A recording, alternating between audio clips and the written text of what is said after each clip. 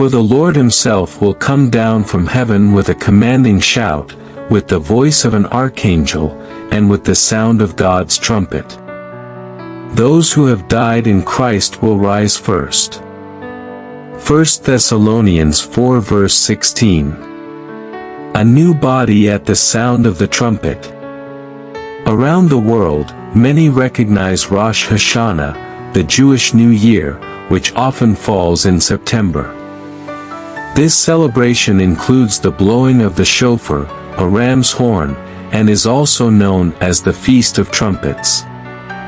The Jewish calendar includes 7 feasts: Passover, unleavened bread, first fruits, Pentecost, trumpets, atonement, and tabernacles.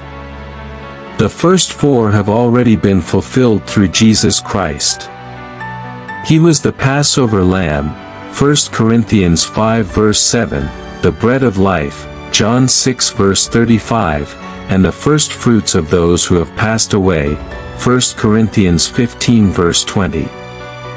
After his ascension, during Pentecost, he sent the Holy Spirit, Acts 2 verses 1 to 4. The next feast to be fulfilled is the Feast of Trumpets. Why is this important? Because its fulfillment signifies the moment we meet Jesus in the clouds. This event is known as the rapture of the church.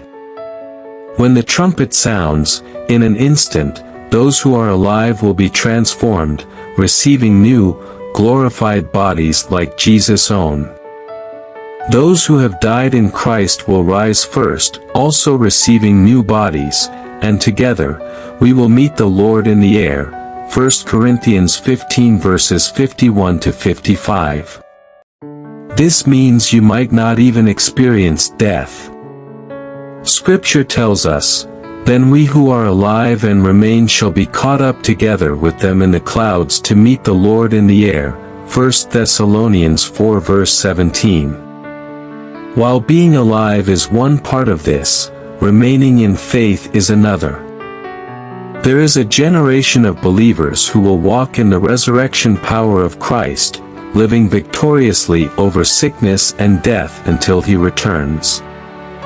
May you be among them, trusting in Jesus and his finished work as your triumph over all challenges. A word of comfort for you. Do not let your heart be troubled or afraid, John 14 verse 27. Even in uncertain times, your Heavenly Father desires you to live above your circumstances.